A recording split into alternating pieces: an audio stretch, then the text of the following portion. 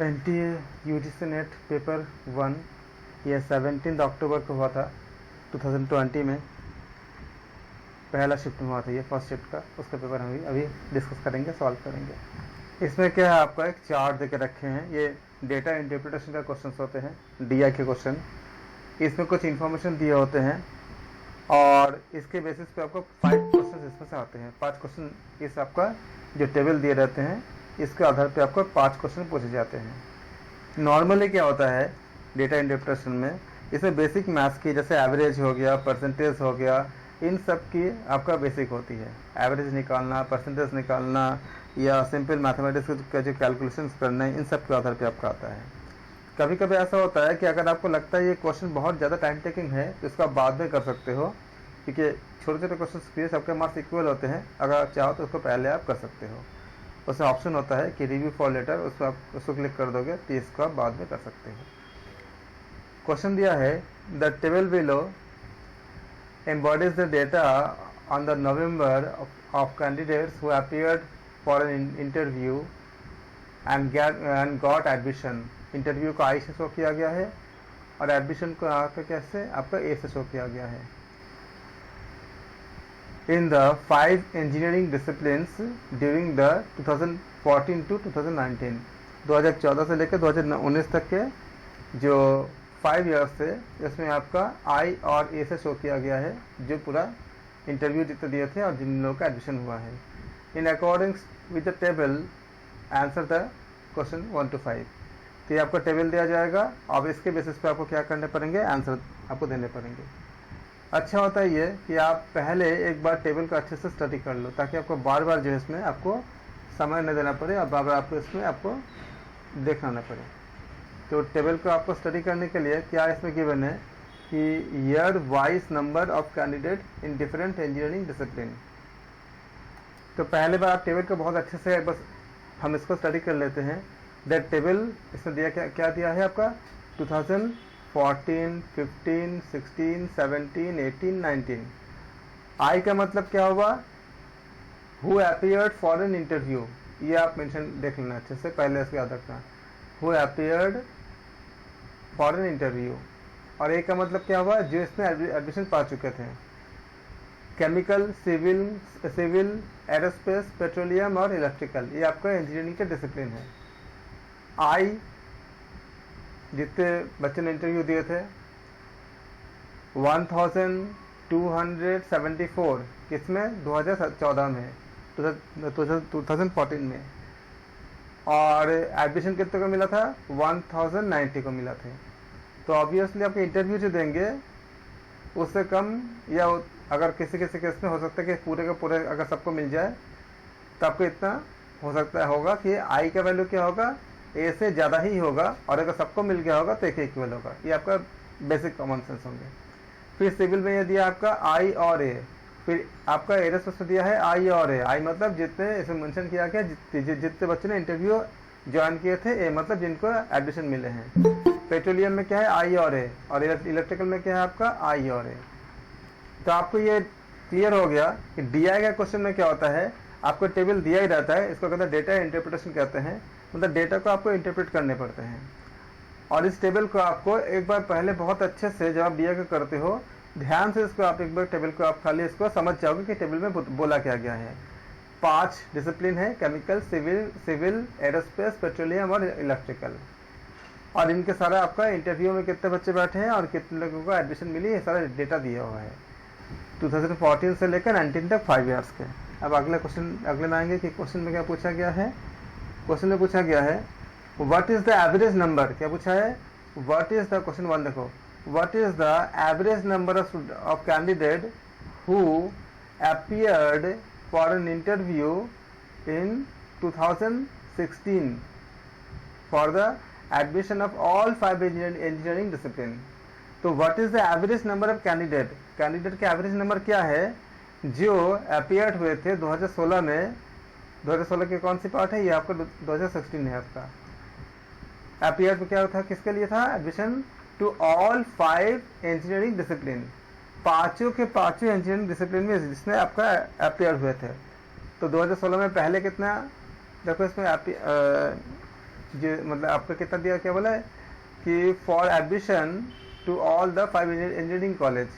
Interview में जो आपका गए थे, तो इंटरव्यू का मतलब क्या हुआ, आई लेना है। तो आई कहाँ से लेना है आपका, 2017 के सारे आई वाला पार्ट लेना है। तो पहले कितने आपका 1108, अगला क्या आपका 1816, फिर क्या आपका 1132, फिर क्या आपका 870, फिर कितने आपका 1260। ये सारे क्या हो गए आपका आई वाला पार्ट है जिन्होंने इंटरव्यू में आपका अपियर हुए थे। तो कैसे करेंगे इसको, हमें सबका एवरेज निकालनी है। तो एवरेज कैसे निकालेंगे, सबको ऐड कर देंगे और 5 से डिवाइड कर देंगे। तो क्या हो जाएगा हमारा ऑप्शन हमें जो होगा हमें मेरे पास आ जाएगा। तो इसको याद रखते हुए पहले कितना था आपका 1108, उसके बाद कितना थे 1860, उसके बाद कितने थे आपका 1132, प्लस कितने थे आपका 870, फिर कितना थे आपका 1260। तो ये आपके पास डेटा है 1108, 1860, 1132, 870 और 1260। डेटा आप मैच कर लिए 1108 2016 के सामने, फिर 1860, फिर 1132, फिर 870 और फिर 1260। बताओ कितना आया, इसको ऐड करके डिवाइडेड बाई कितना हो जाएगा आपका 5 हो जाएगा। और इन सब को ऐड करो, बताओ कितना आया 6230/5। अब इसके बाद डिवाइड करने का दो तरीके हैं। या तो आप इसको क्या करो 2 से ऊपर नीचे मल्टीप्लाई कर दो, अगर आपके लिए आसान पड़ता है तो 2 से अगर ऊपर नीचे मल्टीप्लाई कर दोगे तो ऊपर कितना हो जाएगा आपका 12460, क्योंकि 62 का 62 का दुगुना कितनी होती है 124, 30 का दुगुना कितनी होती है 60। अगर आप ऐसा कर सकते हो तो ऐसा कर लो, बाई क्या हो जाएगा 5 to 10, और इस सब काटना आसान हो जाता है। तो कितना हो जाएगा आपका 1246, या फिर आप इसको सिंपली 5 से डिवाइड भी कर सकते हो, जो आपका कंफर्टेबल हो। तो कितना हो जाएगा आपका 1246। कौन सा ऑप्शन करेक्ट होंगे 1246, ऑप्शन डी करेक्ट होंगे। किसी को डाउट है तो पूछ सकते हो आप। अगला क्वेश्चन क्या बोला है, candidate the ratio of the candidate who appeared in an interview, क्या बोला है who appeared in an interview for admission to petroleum engineering discipline in 2014 compared to the number of candidates who got admission in electrical engineering discipline in 2015। तो क्या बोला है इसमें कि आपको क्या निकालनी है, रेशियो निकालनी है उन कैंडिडेट्स के जो अपियर हुए थे इंटरव्यू में पेट्रोलियम इंजीनियरिंग डिसिप्लिन किसमें 2014 में, compare to number of candidate जो कि एडमिशन पा चुके थे इलेक्ट्रिकल इंजीनियरिंग डिसिप्लिन किसमें 2015 में। तो कितना होगा देखो, बहुत आसान है। 2014 में जो कैंडिडेट आपका पेट्रोलियम में आपका पेट्रोलियम इंजीनियरिंग में जो पाए थे, तो बताओ कौन सा रेशियो है पेट्रोलियम के लिए 2014 है। तो कौन सा डेटा है आपका, देखो कितनी है 960, जो इंटरव्यू में गए थे 960 2014 में, ये 2014 आपका सामने उसके कितनी है 960 जो इंटरव्यू में गए थे पेट्रोलियम इंजीनियरिंग में। और किसका निकालनी है, जो आपका इलेक्ट्रिकल 2015 में पास आपका जिनको मिले थे। तो कितना हो गया आपका 2015 में आ जाओ, इलेक्ट्रिकल कहाँ पे है, इलेक्ट्रिकल ऊपर है, कितनी है इलेक्ट्रिकल जो आपका जिनको मिले थे वो 1120। तो रेशियो किसकी निकालनी है 960 और 1120 की। तो रेशियो क्या हो जाएगा आपका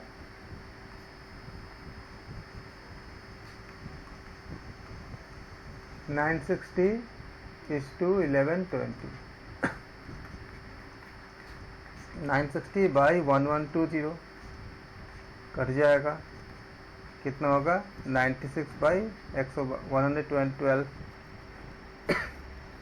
कैंसिल आउट करो, कितना आएगा आपका 6/7 इज इक्वल टू 6:7।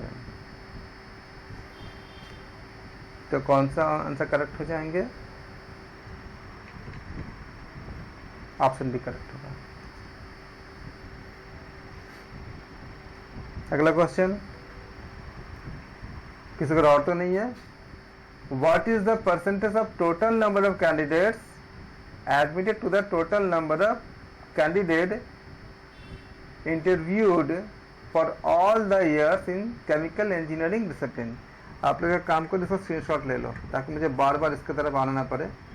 इस टेबल का स्क्रीनशॉट ले लो या फोटो ले लो, जिससे आपको जब सॉल्व करूँ मैं तो आपके लिए आसान हो जाए। ले लिया आप लोगों ने स्क्रीनशॉट फोटो इस टेबल का, क्योंकि बार बार हमको इसी डाटा का इस्तेमाल करने पड़ेंगे। ओके,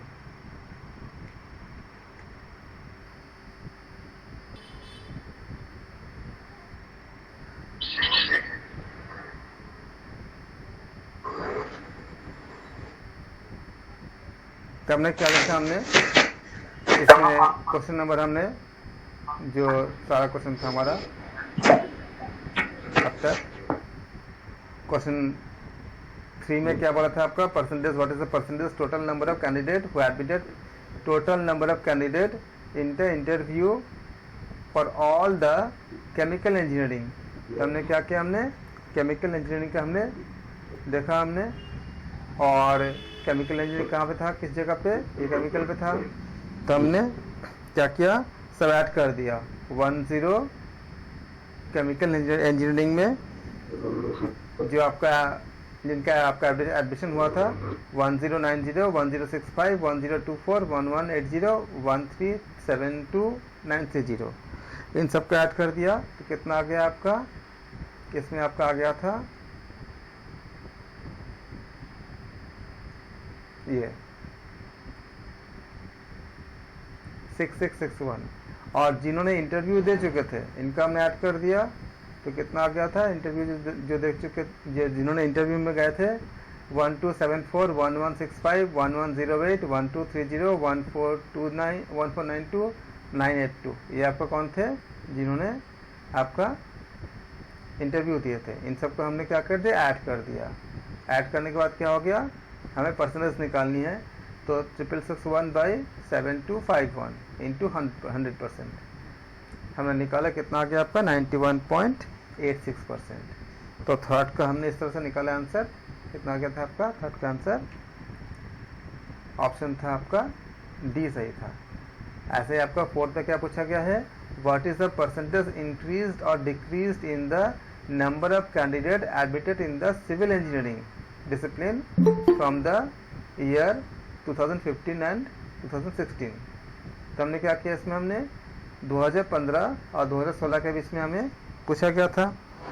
तो देखा था हमने कि 2015 में कितना आ गया था। इसको हम फिर से चार्ट देख लेंगे। सिविल इंजीनियरिंग में 2015 में कितना आया था आपका? 1980, और 16 में कितना आया था? 1815। तो हमने क्या किया? इसको परसेंटेज निकालने के लिए दोनों का डिफरेंस निकाल लिया और फिर उसमें फॉर्मूला अप्लाई कर दिया। 1980 माइनस 1815/1980 इंटू 100%, कितना आ गया? 8.33। तो आपका आंसर क्या हो जाएगा? आपका 8.33। Option D, C is correct, 8.33। इसके बाद हम पांचवें क्वेश्चन में, what is the difference between the total number of candidate who appeared for an interview over the 6 years in aerospace and electrical engineering discipline। तो क्या क्या पूछा गया आपका? आपका एरोस्पेस, तो ऐड कर दो चार्ट से। एरोस्पेस कहाँ पर है? एरोस्पेस आपका ये पार्ट रहा। कितने कितने होंगे जो इंटरव्यू में गए थे? 1180, 1260, 1132, 1060, 1465, 1640। इसको हम ऐड करेंगे।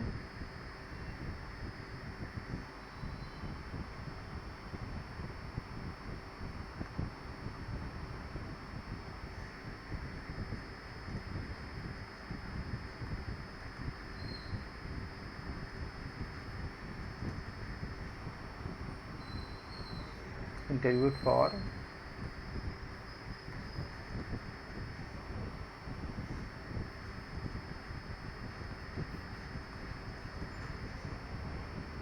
aerospace engineering is equal to 1180 plus 1260 plus 1132 plus 1060 plus 1465 plus 1640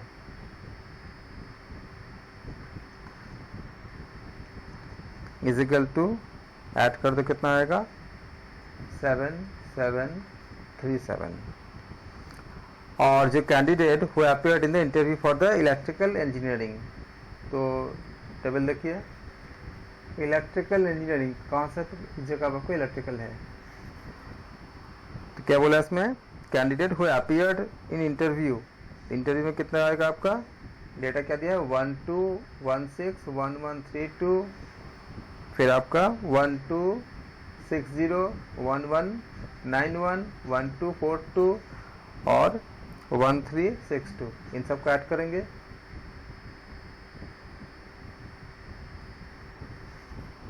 तो ऐड करने पे कितना आएगा 1216 plus 1132 plus 1260 plus 1191 plus 1242 plus 1362 कीजिए, सब काट के कितना है बोलो 740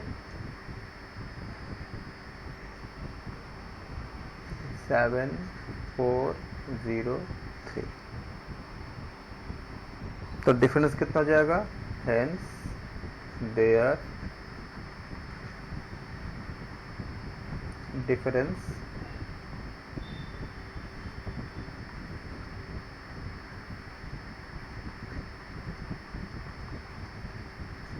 माइनस करेंगे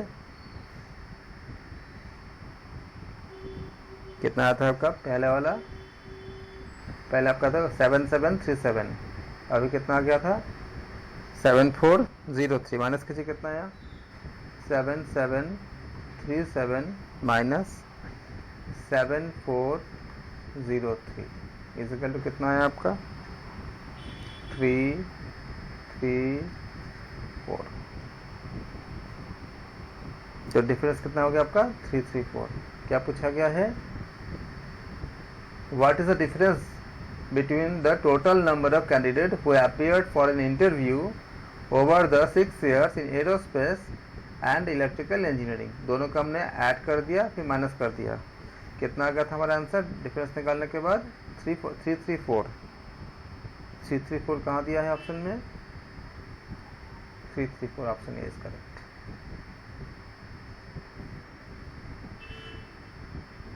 कोई डाउट हो तो पूछे।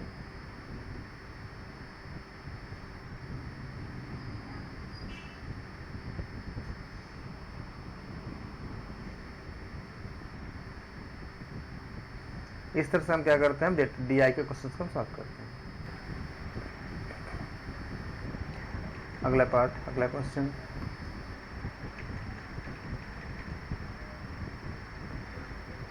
अब देखो क्वेश्चन 6 क्या बोला है, A clock takes 5 seconds to strike 5 times at 5 o'clock. How long will it take to 9 strike? How long it will take to strike 9 times at 9 o'clock? एक घड़ी है जो 5 सेकंड लेता है आपका 5 second to strike 5 times at 5 o'clock, 5 बजे में जो 5 टाइम्स आपका स्ट्रोक करता है 5 सेकंड में। How long it will take to strike 9 times at 9 o'clock?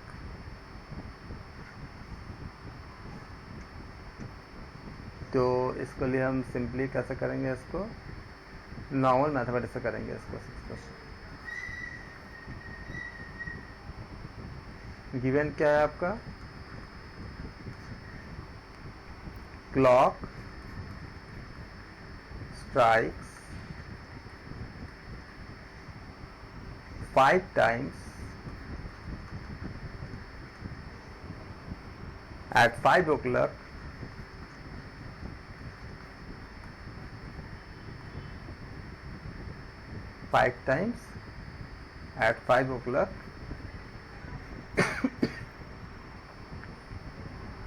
in 5 seconds।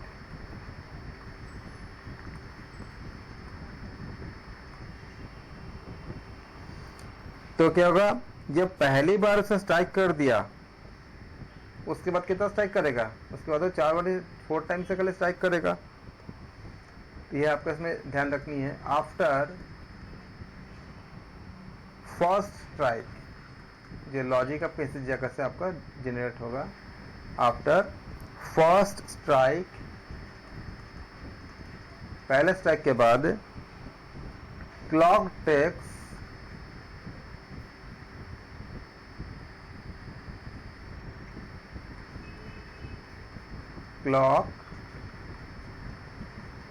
कितना सेकेंड, 5 सेकेंड।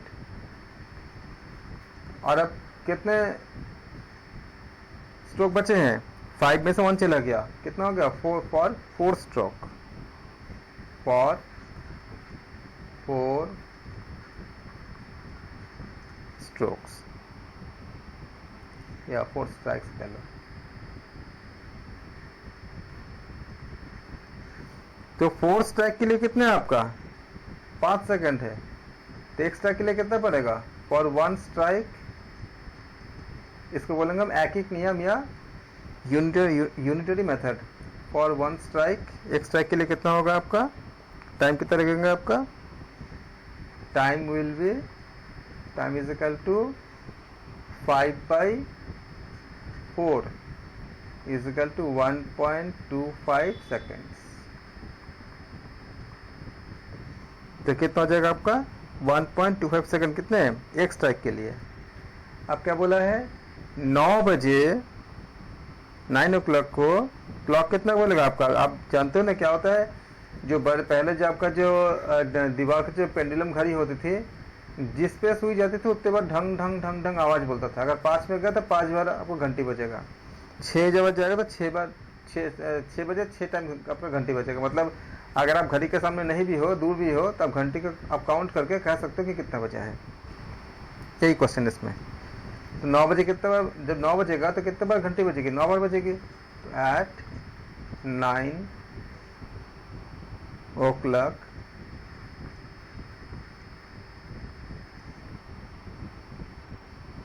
क्लॉक कितना होगा, एक बार तो घंटी बज ही चुका होगा, उसके बाद कितना होगा आपका, 8 बार बजेगा। आफ्टर फर्स्ट, इसी को यही इसका लॉजिक है, एक बार आपका घंटी बजने के बाद फिर टाइम काउंट होंगे। तो आफ्टर फर्स्ट स्ट्राइक, 8 स्ट्राइक कितना हो जाएगा, रिमेन हो जाएगा, remaining will be 8 strike.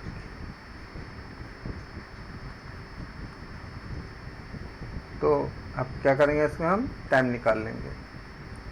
So time is equal to कितने होंगे, एक स्ट्राइक कितना था, 1 स्ट्राइक के लिए 1.25 सेकंड था, ये हम निकाले थे ना पहले।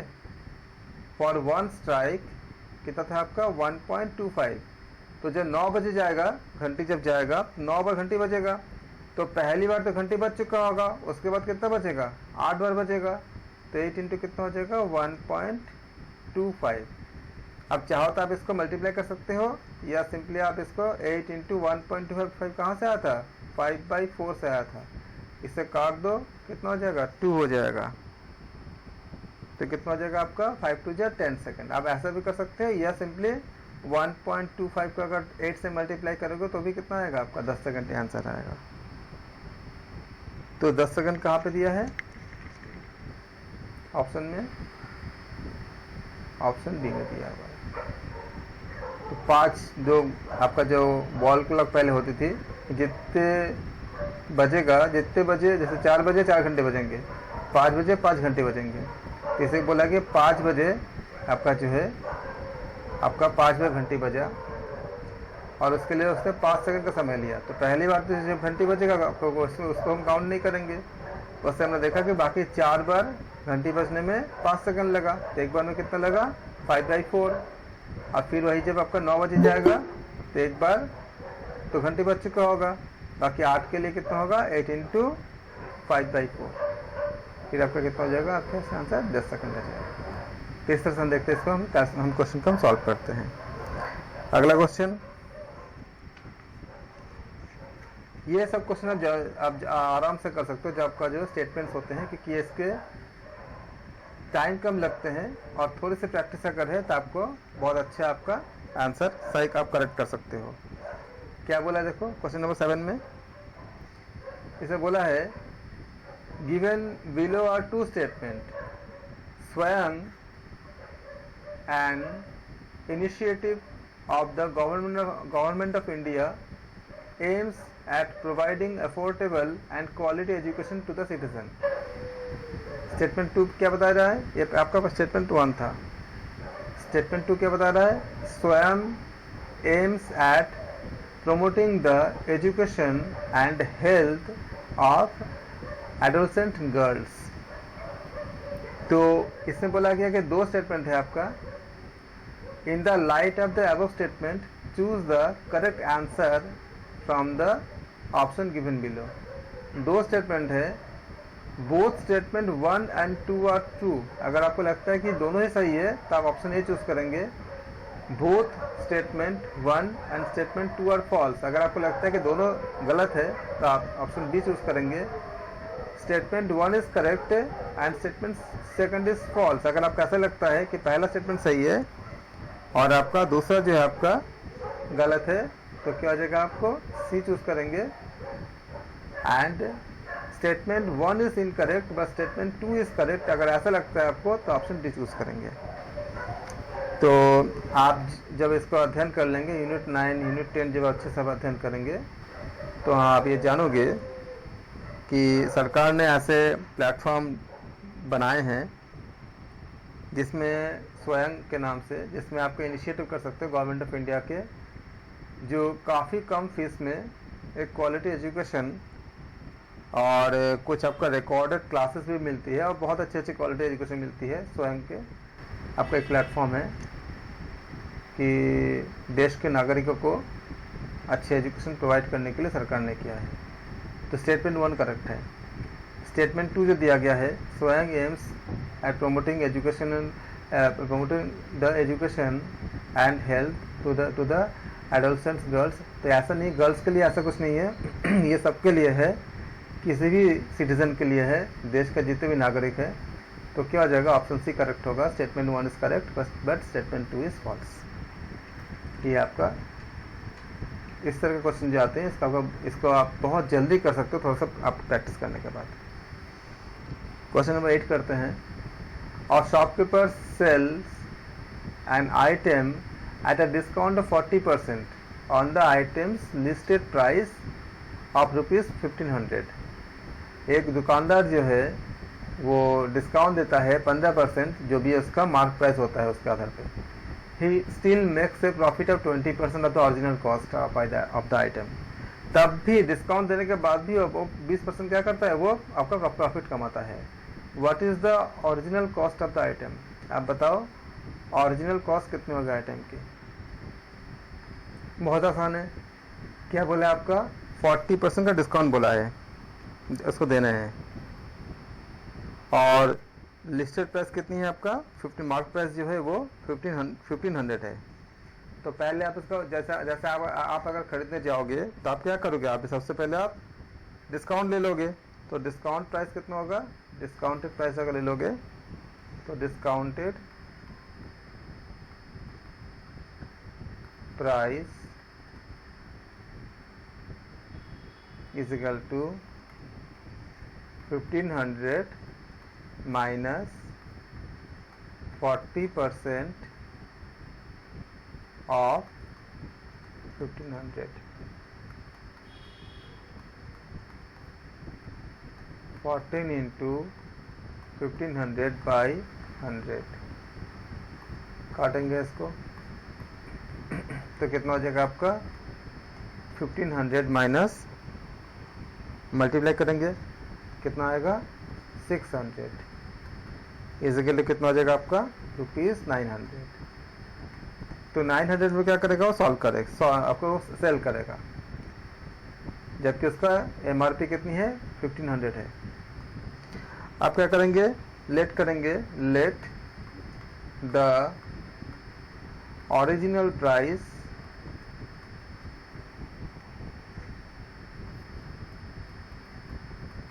इजिकल टू मान लेते हैं कि ₹X है सपोज करो। तो फिर आपका कॉस्ट प्राइस मतलब जो ओरिजिनल प्राइस है कॉस्ट प्राइस प्लस प्रॉफिट ये दोनों मिला के क्या हो जाएगा आपका सेलिंग प्राइस हो जाएगा। तो एसपी मतलब सेलिंग प्राइस। तो कॉस्ट प्राइस हमने क्या माना हमने X माना। प्रॉफिट कितनी है आपका 20% ऑफ X। सेलिंग प्राइस कितनी है आपका 900। बताइए आप कैसे सॉल्व करेंगे इसको। X प्लस 20 ऑफ का मतलब इंटू होती है X बाई 100 क्योंकि परसेंट मतलब 1/100 होती है। परसेंट मतलब पर 100 में कितना हो जाएगा आपका 900। यहाँ हम कैंसिल आउट करेंगे 2 से काटेंगे कितना होगा 5 हो जाएगा। तो क्या हो जाएगा X प्लस X बाई 5। तो X प्लस X बाई 5 इजिकली कितना होगा आपका 900। तो एलसीएम ले लेंगे नीचे 1 करके तो 5 होगा LCM 5x plus x is equal to कितना होगा 900।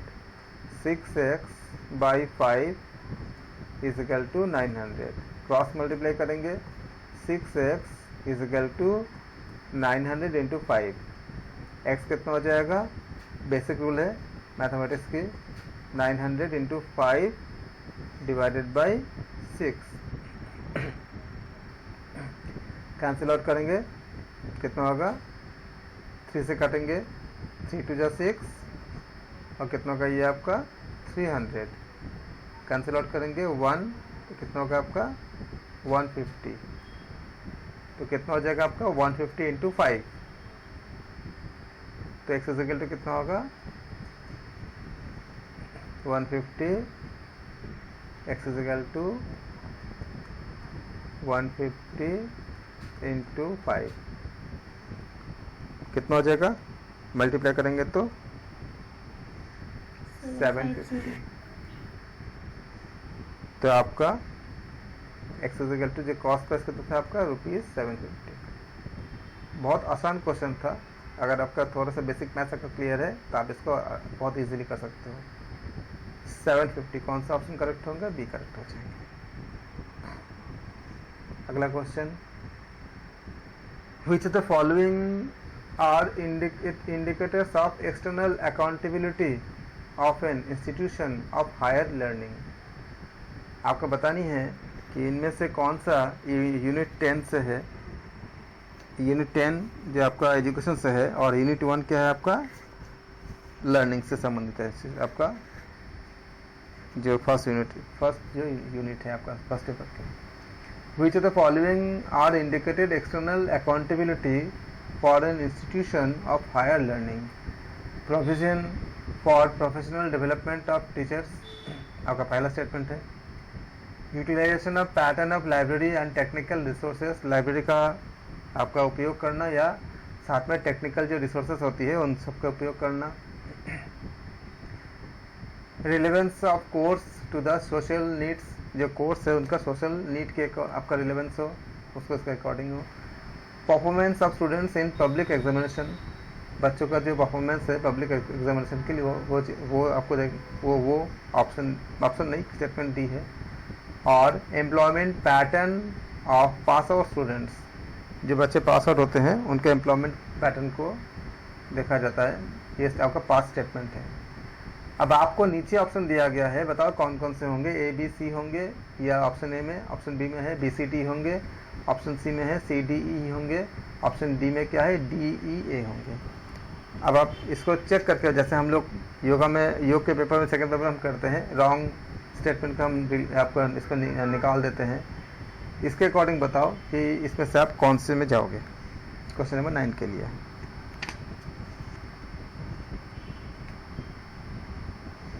सबसे पहले देखो क्या बोला है, which of the following are indicators of external accountability for an institution for higher learning.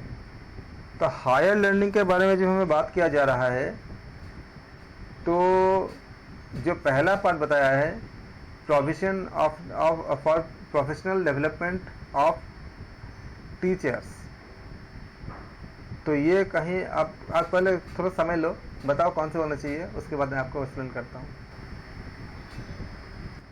सबसे पहले क्या करो, स्टेटमेंट को पढ़ने के बाद आप ये सोचो कि कौन सा होगा, एग्जैक्टली होगा ही, या फिर कौन सा एग्जैक्टली नहीं होगा। अगर आप ऐसा किसी स्टेटमेंट को निकाल लेते हो जो होगा ही होगा, तो आप देखो कि वो किसके साथ है, बाकी ऑप्शन आपका क्या हो जाएगा, आपका कम हो जाएगा।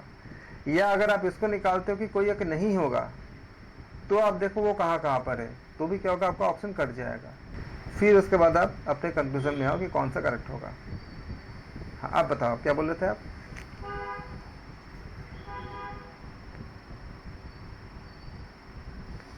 ख्याल रखना क्या बोला है आपका स्टेट में, आपका क्वेश्चन में क्या था, क्या निकालने के लिए बोला गया था, which of the following are indicators of external accountability for an institution of higher learning. Higher learning के लिए बोला गया है।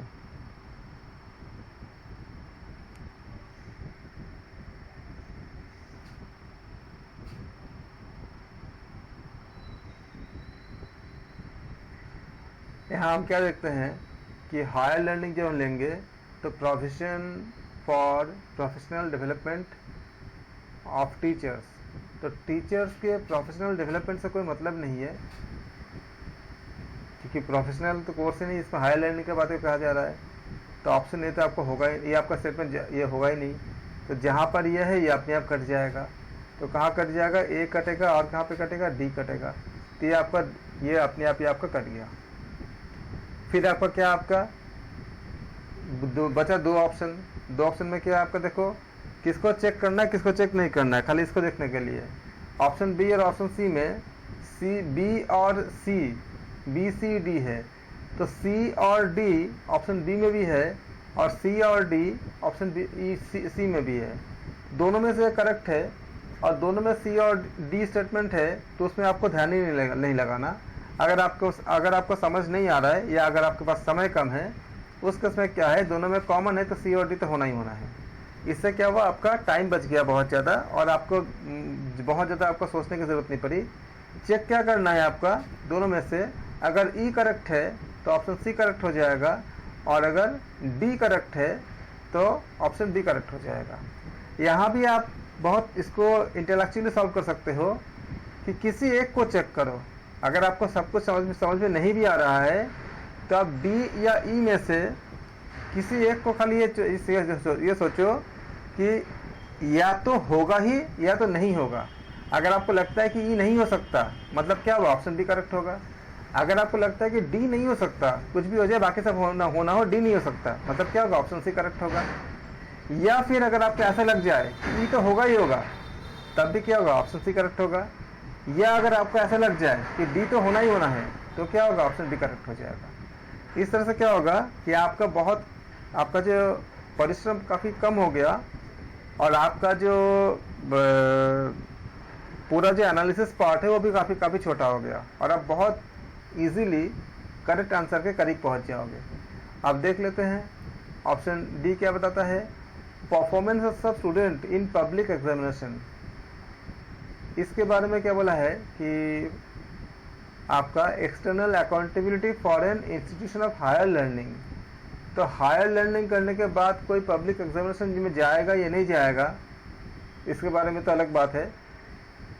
और आपका ई क्या बोला है, employment pattern of pass out students. तो क्योंकि एम्प्लॉयमेंट पाने के लिए ज़रूरी नहीं है कि हर कोई जो है आपका पब्लिक एग्जामिनेशन से के ज़रिए ही जाए, और भी बहुत से रास्ते हो सकते हैं। जैसे कोई अगर मान लो पीएचडी करके अगर कोई कॉलेज के अगर प्रोफेसर बन गए या असिस्टेंट प्रोफेसर बन गए, जैसे नेट को क्वालिफाई करके भी लोग जा सकते हैं। तो आपका क्या होता है, ऐसे बहुत सी चीज़ हो सकती है, या वो कुछ आपका कुछ ऑप्शन जनरेट कर लिए, बहुत सी चीज़ हो सकती है। तो अगर आप डी और ई में अगर आपको एक को लेने होंगे, तो performance of students in public examination, तो ये वीक होता है, तो ऑप्शन बी करेक्ट आपका नहीं है। Employment pattern of pass out students, उनका पैटर्न कैसा है, ये आपका अप्रोप्रिएट है, तो क्या होगा, ऑप्शन सी करेक्ट हो जाएगा। ये इसके स्टडी करने के पैटर्न होते हैं। अगला question, identify the features of Aristotelian syllogism from the following. ये आप सिलोजिज्म का चैप्टर पढ़ोगे, ये लॉजिकल रीजनिंग का पार्ट है फर्स्ट ईयर में।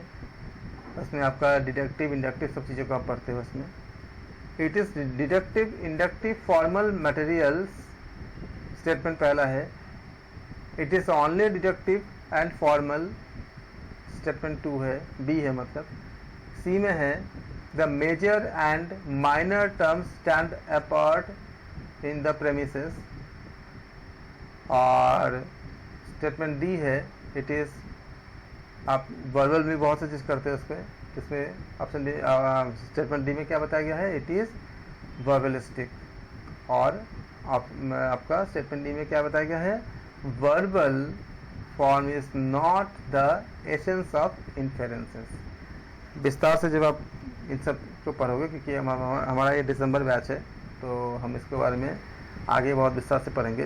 अभी हमारा जून के एग्ज़ाम के लिए मैं आपको थोड़ा सा खाली एग्ज़ाम्स के लिए खाली आपको यहाँ आपको मैं असिस्ट कर रहा हूँ। इसमें अगर आप क्वेश्चन नंबर 10 में अगर आपने लॉजिकल रीजनिंग किया है, तो आप देखोगे इसमें कि ए जो पार्ट है,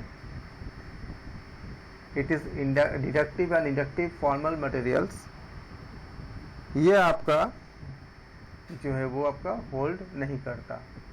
ए जहाँ जहाँ पर इसे काट दो, तो ये कहाँ कटा है आपका, ये पार्ट कट गया, ये पार्ट कट गया, ये पार्ट कट गया। तो अगर खाली इतना का जानते हो आप, it is the deductive inductive and formal material ये होल्ड नहीं करता, तो भी आप क्या करोगे, ऑप्शन तक आप पहुँच जाते हो। सी तक करेक्ट है, बी सी डी आपका करेक्ट है, होल्ड करता है, बाकी आपका नहीं करता। यहाँ फिर आपका आता है स्टेटमेंट के। स्टेटमेंट 1 है आपका, चांस और accidental error in research will cause obtained result to depart from the true values as often in one direction और इन अनदर। और स्टेटमेंट 2 क्या आपका, systematic error causes systematic error causes obtained result in research to vary in a particular direction and is far more likely to catch the researcher by surprise than is chance error। तो आपसे पूछा गया इसमें कि पहले की तरह ही option A बताएंगे, जो अगर बोथ स्टेटमेंट आपको करेक्ट लगती है, ऑप्शन डी लेंगे अगर स्टेटमेंट 1 करेक्ट है, स्टेटमेंट 2 इनकरेक्ट है, ऑप्शन सी लेंगे अगर स्टेटमेंट 1 करेक्ट है और डी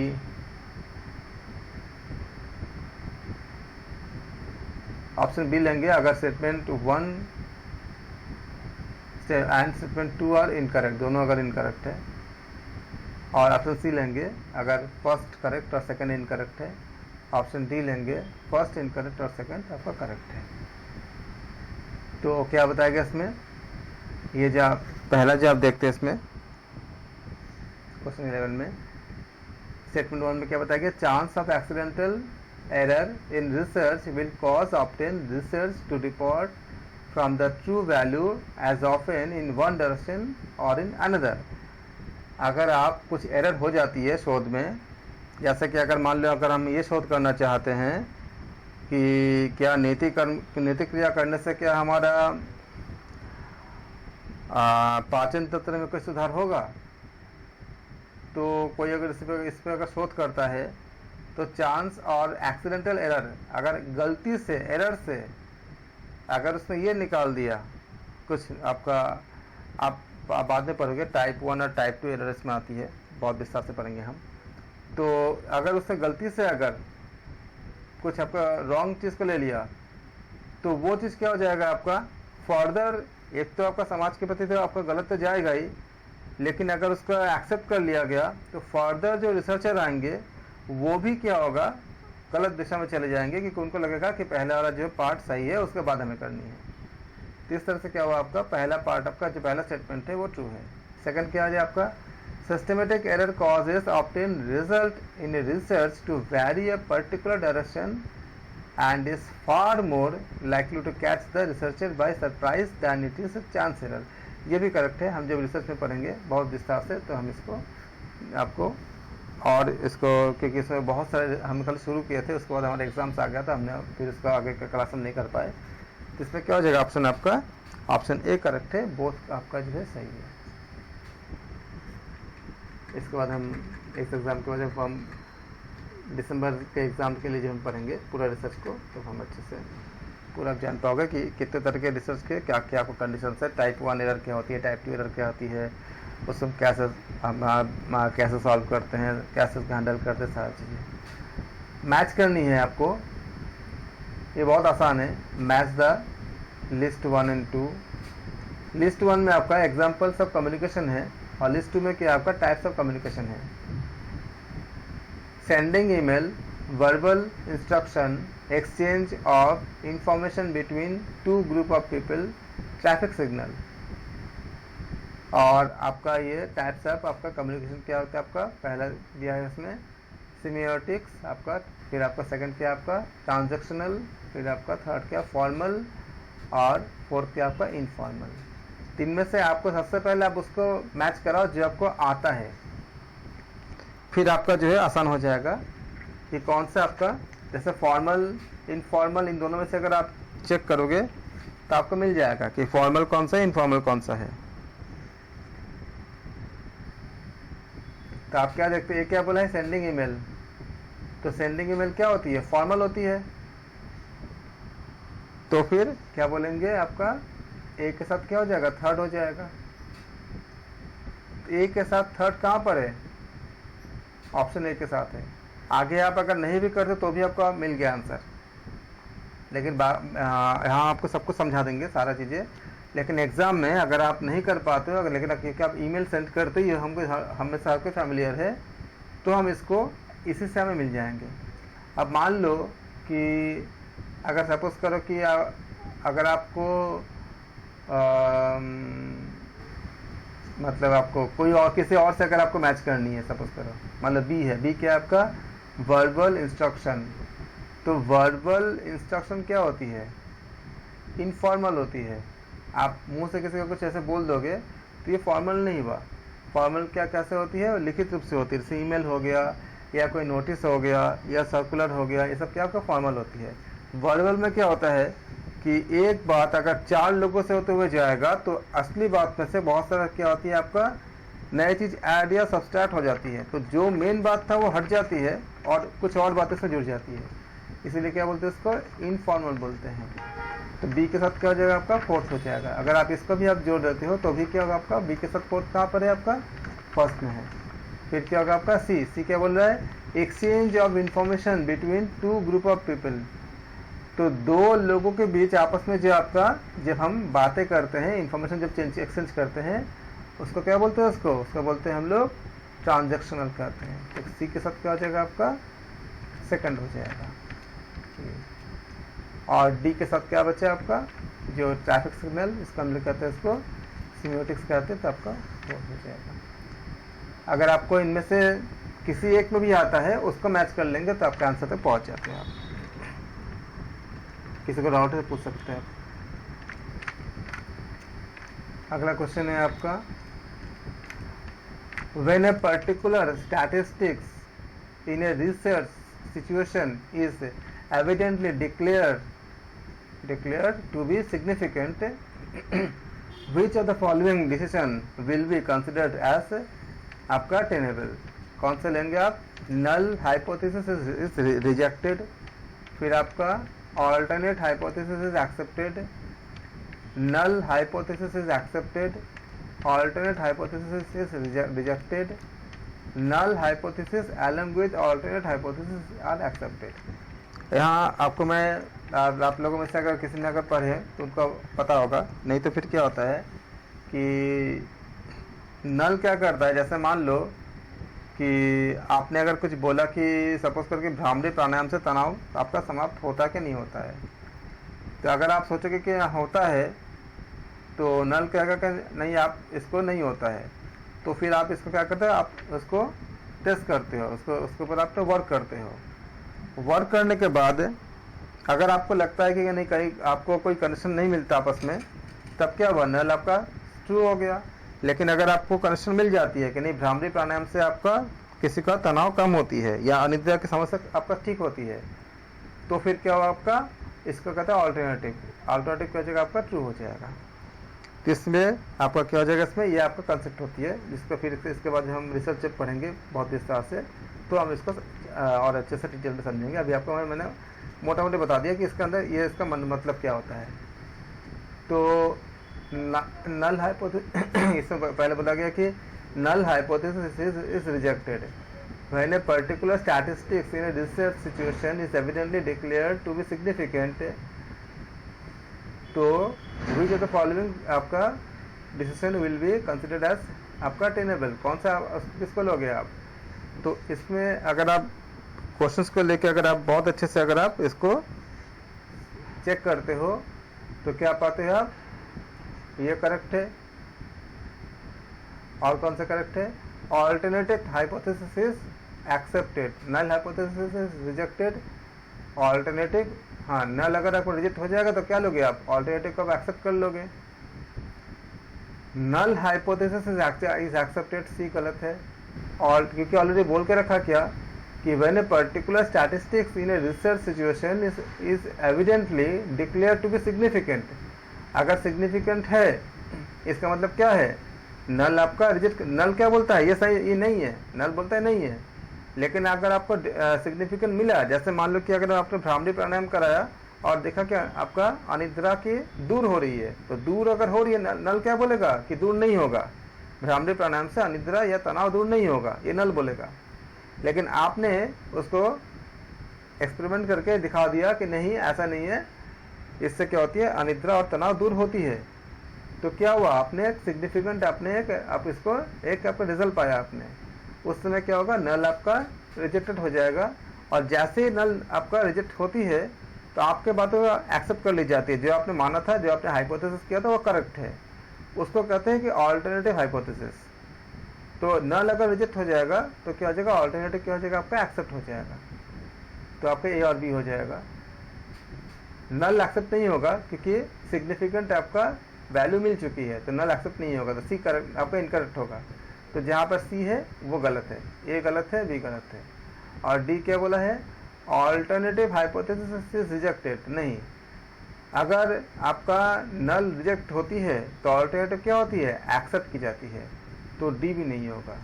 तो डी कहाँ पर है आपका इस पोर्शन के साथ है, तो ये भी आपका गलत हो जाएगा। फिर डी के साथ क्या ई है, तो अपने आप ही आपका आपका गलत आपका नहीं लेना है, गलत है। ये क्या बोला है, null hypothesis along with the alternative hypothesis are accepted. ये कभी नहीं होता कि आप नल भी ले लोगे, क्योंकि दोनों अपोजिट है, दोनों अपोजिट को कभी हम एक्सेप्ट नहीं करते, तो क्या होगा डी करेक्ट हो जाएंगे। होप कि आप लोगों को क्लियर हो गया कि कैसे हम इसको डिसाइड करते हैं एग्जाम में।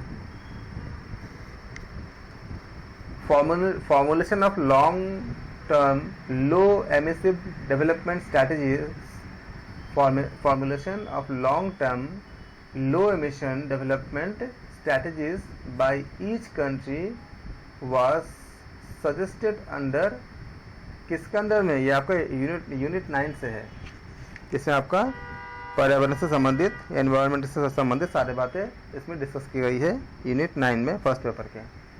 क्या ऑप्शन दिया है, पेरिस एग्रीमेंट, ऑप्शन बी क्या है आपका मॉन्ट्रियल प्रोटोकॉल, ऑप्शन सी क्या है आपका international solar alliances, option D क्या है आपका क्योटो प्रोटोकॉल।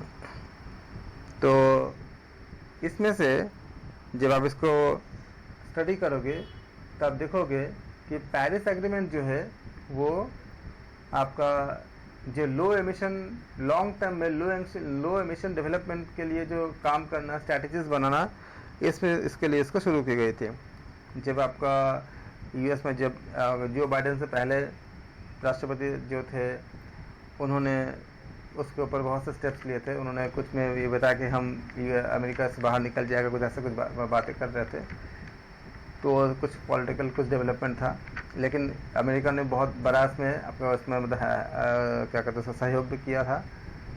और बाकी दुनिया के देशों ने मिल करके, क्योंकि ये बड़ी सबके लिए कॉमन समस्या है, इसको पेरिस एग्रीमेंट कहा गया है और इसके बारे में डिटेल हम अध्ययन करेंगे।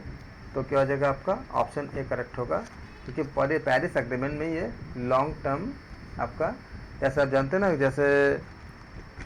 जैसे आपके फ्रिज में भी बहुत से ऐसे जो पहले के फ्रिज होते थे तो उसमें ऐसे किस तरह के आपका गैसेस निकलते थे जो इन्वायरमेंट के लिए बहुत हार्मफुल होती है। अब जो नए नए टेक्नोलॉजी में जो बनी है, अब जिससे पहले हमारे पास पहले CFL नहीं था, पहले क्या था ऐसे घर में मतलब लट्टू टाइप का था, बल्ब टाइप का था। तो बल्ब टाइप में क्या होते थे आपका बहुत ज़्यादा आपका जो है उसमें आपका हीट ज़्यादा निकलती थी, रोशनी कम आती थी, कंजप्शन पावर का बहुत ज़्यादा होती थी। उस समय अच्छे से काम करने के लिए हमें कम से कम 100 वाट के बल्ब की ज़रूरत होती थी। अब देखो इस समय क्या करते हैं हम, इसमें हम नॉर्मली क्या करते हैं, हम कितने वाट के 25-30 वाट का CFL से हमारा सारा काम हो जाती है। जबकि उस समय क्या होती थी, हमें 25 वाट का बल्ब को तो हम जैसे जहाँ पे रोशनी कम ज़रूरत पड़ती है वहाँ पे लगाते थे। ऐसे आपका सीढ़ियों में हो गया या बाथरूम में हो गया, ऐसा जगह लगाते थे, या टेबल लैंप पे लगाते थे जो बहुत करीब से हमें देखना होता था उस जगह पे। और अगर हमें ऊपर कहीं जैसे ट्यूबलाइट की जगह अगर हमें लगानी होती थी तो उसमें हम 100 वाट के बल्ब लगाते थे या उससे ज़्यादा लगाते थे। जबकि रोशनी उसमें भी उतनी ज़्यादा नहीं होती थी, क्योंकि उसमें मैक्सिमम जो है 50% से ज़्यादा मोर देन 50% आपका हीट में कन्वर्ट होती थी। इन सब चीज़ों को ख्याल रखते हुए हमारे देश ने काफ़ी योगदान दिया है कि हमने उत्सर्जन को काफ़ी कम कर दिया है, CFL इत्यादि का विस्तार से, और भी बहुत से हमने काम किए हैं। तो इस तरह से हमने हमारा क्या था वो पेरिस एग्रीमेंट आपका करेक्ट आंसर है। फिर आपका अगला क्वेश्चन है आपका, अच्छा अभी तो टाइम हो गया, हम यहाँ तक रखते हैं। तो आपने समझ गए होंगे कि आपको कैसे करनी है। अगर आपका मैथ का पार्ट स्ट्रांग है तो आप उन सब क्वेश्चंस को कर सकते हो। अदरवाइज अगर आपका जीके इतना स्ट्रांग है, देखो जो 14 क्वेश्चन था कितना समय लगेगा। अगर आपको पेरिस एग्रीमेंट पता है तो मैक्सिमम क्वेश्चन को रीड किया आपने, आंसर लगा दिया, 10 से 12 सेकंड में अंदर आपका आंसर निकल गया। मार्क्स सबका इक्वल है, इसलिए आप पहले एक बार क्वेश्चन पेपर को रेडी करोगे। आप क्वेश्चन पेपर को रेडी करने से पहले अपना घर पे ही जो है अपना यूनिट को फिक्स करो अच्छे से कि कौन से यूनिट आपको अच्छे से आता है। जैसे अगर आपके पास अगर यूनिट 9-10 आता है तो 9 में क्या है आपका जलवायु के ऊपर है, 10 में क्या है आपका हायर एजुकेशन के ऊपर है, 8 में क्या है आपका ICT है, कंप्यूटर के ऊपर है, और 5, 6, 7 में क्या है आपका मैथमेटिक्स से संबंधित है। इस तरह से आप इसको डिसाइड करो और उसका क्वेश्चन सब ढूंढ के पहले 10 मिनट में आप क्वेश्चन के ऊपर पढ़ लो, रीड कर लो, और अपने जो आपका सब्जेक्ट स्ट्रांग है, जो आपका यूनिट जो स्ट्रांग है उसका क्वेश्चन पहले आप सॉल्व कर लो। इसमें तो बहुत से हम जब पेपर को पूरा करेंगे आप देखना कितने क्वेश्चन आपको बहुत इजीली कर लोगे, क्योंकि बहुत सारे आपका LR का क्वेश्चन होंगे, लॉजिकल रीजनिंग का, बहुत सारे आपका ऐसे जीके टाइप क्वेश्चन होंगे, तो आप इसको आप इजीली कर लोगे। कुछ आपका मैथ्स का भी होंगे जो हमने अभी किया, कुछ आपका सीरीज कंप्लीशन के ऊपर होंगे जो रीजनिंग टाइप के होंगे। हम आगे भी करेंगे इसको। थैंक यू सो मच, आप सबका बहुत बहुत धन्यवाद। इसमें हम देखेंगे कि जैसे आपका स्टेटमेंट वाला में करना बहुत आसान होता है, क्योंकि स्टेटमेंट वाला क्वेश्चन जो होंगे उसको अगर आप सॉल्व करते हो, अगर आप ये देख लेते हो कि कौन सा स्टेटमेंट नहीं हो सकता या कौन सा स्टेटमेंट का मतलब होना ही है, इससे क्या होता है कि आपका करेक्ट होने का चांस बहुत ज़्यादा बढ़ जाती है। क्योंकि इतना तो जैसे हमने अभी क्वेश्चन ऊपर हमने देखा, हमने ये जो हमने ये पार्ट देखा, हमने स्टैटिस्टिक्स का पार्ट देखा, रिसर्च के ऊपर क्वेश्चन 13 देखा हमने, फिर क्वेश्चन 12 देखा हमने, इनमें से क्या होता है कि हमें सब कुछ अगर नहीं भी आता है, अगर हमको उतना पार्ट आ जाता है कि एक दो पार्ट अगर आ जाता है तब उसमें मैच करा करके बाकी से हमें आंसर तक हम पहुंच जाते हैं कि करेक्ट आंसर कौन सी है। देखो इसमें क्या था, क्वेश्चन 12 में पहले से फर्स्ट से ही मिल गया हमको कि एक का थर्ड सही है, तो एक का थर्ड कल एक ही जगह पर है ऑप्शन ए में। तो अगर आपको बाकी नहीं भी आता है तो भी आप क्या करते हो, आप आंसर आपको करेक्ट आप निकाल लेते हैं। तो ये सब चीज़ों को देख करके बहुत आपका इंटेलेक्चुअल तरीके से आप एग्ज़ाम दोगे तो मैक्सिमम आपका अच्छे होंगे। थैंक यू सो मच, आप सबका बहुत बहुत धन्यवाद।